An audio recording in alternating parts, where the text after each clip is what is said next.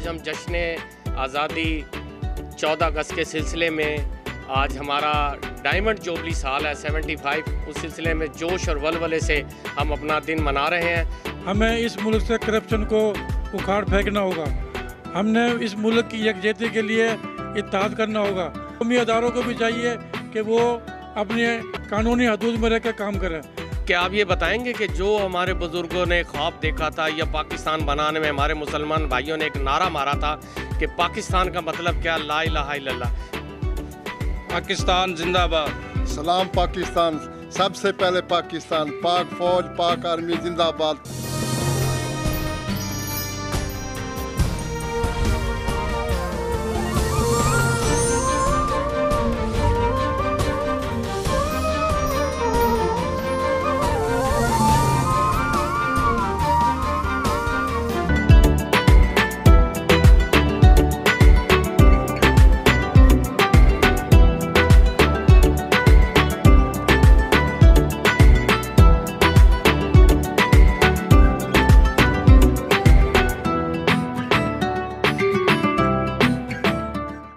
पाकिस्तान जिंदाबाद,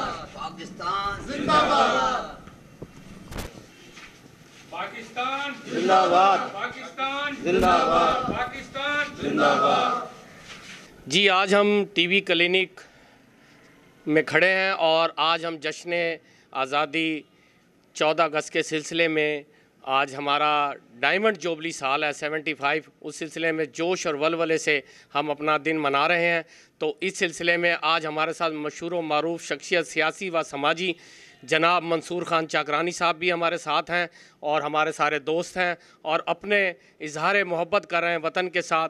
तो आइए आज हम उनसे पूछते हैं कि इस वतन को बने हुए 75 साल हो चुके हैं, 75 साल है और डायमंड जुबली साल है, तो वो इस मौके पर क्या मैसेज देते हैं और क्या कहेंगे। तो मैं मंसूर खान साहब से मैं इस मौके पर यह कहना चाहूँगा कि पाकिस्तान के क़याम के को हमने हासिल नहीं किया।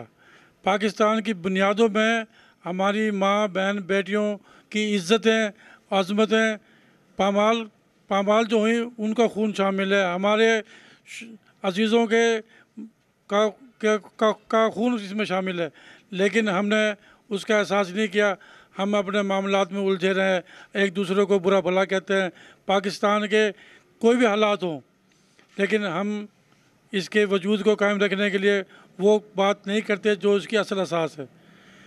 पाकिस्तान में जब तक करप्शन है, पाकिस्तान पनप नहीं सकता। हमें इस मुल्क से करप्शन को उखाड़ फेंकना होगा। हमने इस मुल्क की यकजहती के लिए इत्तेहाद करना होगा।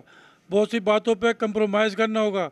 हम अपनी सियासत को अपनी जगह रखें, लेकिन जहाँ पाकिस्तान की मईशत और इसके इस्तेकाम की बात है, हमें उस पर इत्तेफाक करना होगा। हमें कौमी अदारों पर तनकीद को ख़त्म करना होगा और कौमी अदारों को भी चाहिए कि वो अपने कानूनी हदूद में रहकर काम करें, ताकि जब हर आदमी अपनी हदूदों में रहकर काम करेगा तो पाकिस्तान अपनी मंजिल पर पहुँचेगा।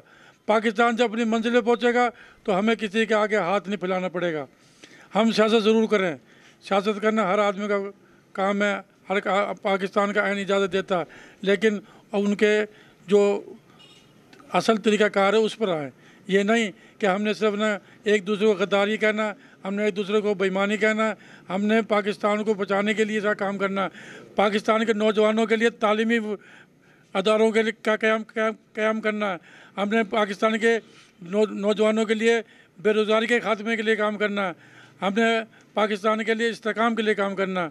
तो हमें चाहिए कि हम इत्तेहाद करें, इत्तेफाक करें और पाकिस्तान की तरक्की की तरफ गामज़न हो जाए। अच्छा खान साहब, एक सवाल आपसे और है कि आप ये बताएंगे कि जो हमारे बुज़ुर्गों ने ख्वाब देखा था या पाकिस्तान बनाने में हमारे मुसलमान भाइयों ने एक नारा मारा था कि पाकिस्तान का मतलब क्या, ला इलाहा इल्लल्लाह, क्या आज उस पर अमल हो रहा है? क्या आप इससे बारे में? ये हमारे जो नारा था ना, पाकिस्तान का मतलब क्या, ला इलाहा इल्लल्लाह, यही एक कुव्वत थी जिसने हमें सब कुछ बर्दाश्त करने की हिम्मत दी।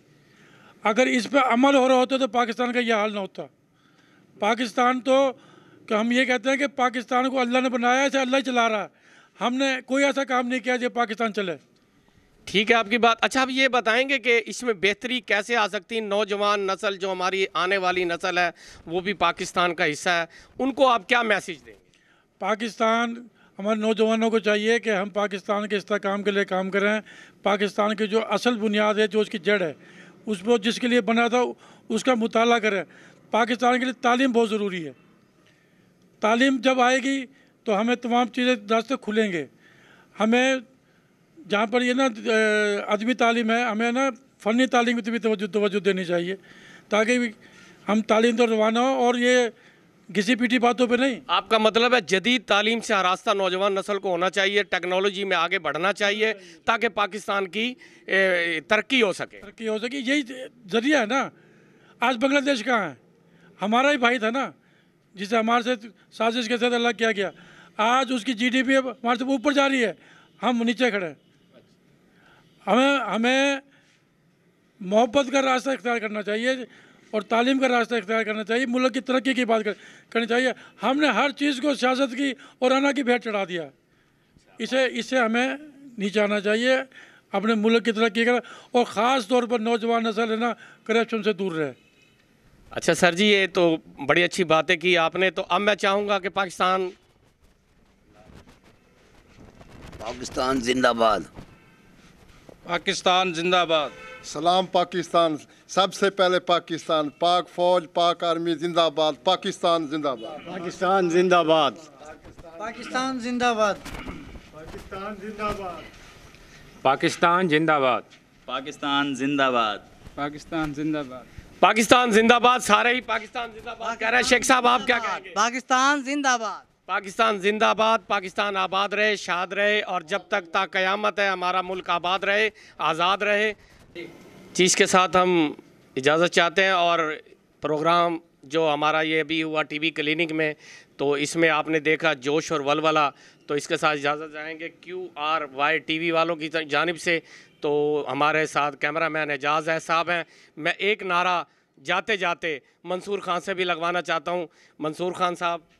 पाकिस्तान जिंदाबाद। पाकिस्तान जिंदाबाद। पाकिस्तान जिंदाबाद।